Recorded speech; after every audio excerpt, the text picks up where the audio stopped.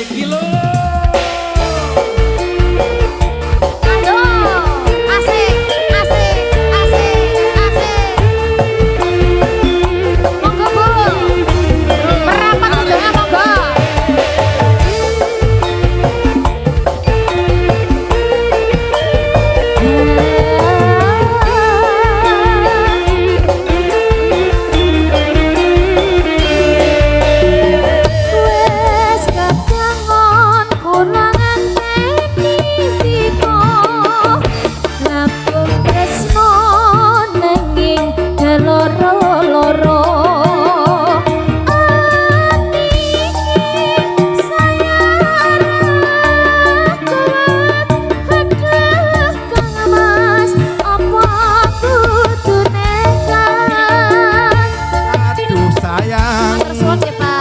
Cinta padamu orang ngira yen wis kasep tekaku jebul kowe wis ana sing duwe aku bingung kok ngene dadine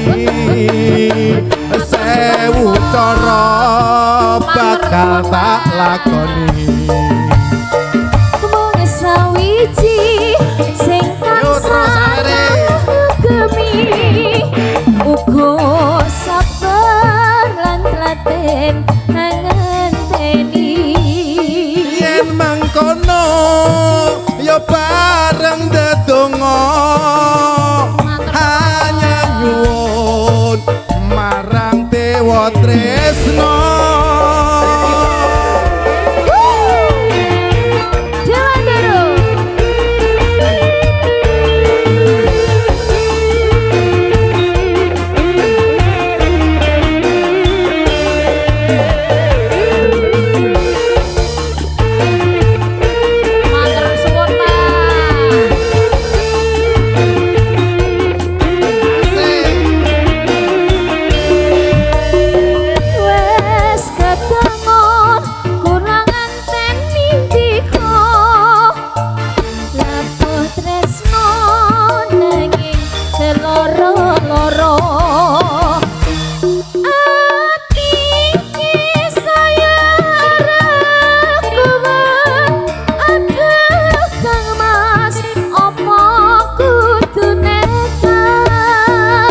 aduh sayang aku cinta padamu ora kira yen wis kasep tekaku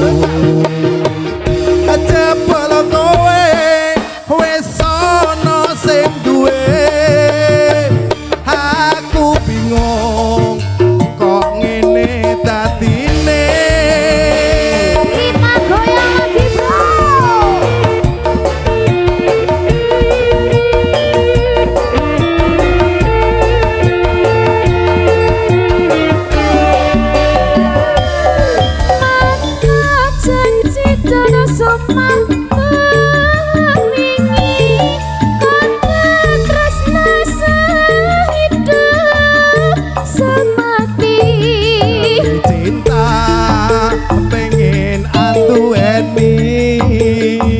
sewu cara bakal tak lakoni mung sawiji sing tansah gemi uga sabar lan tlaten ngenteni yen mangkono ya bareng ndedonga hanya nyuwun alhamdulillah Dewa Tresno hanya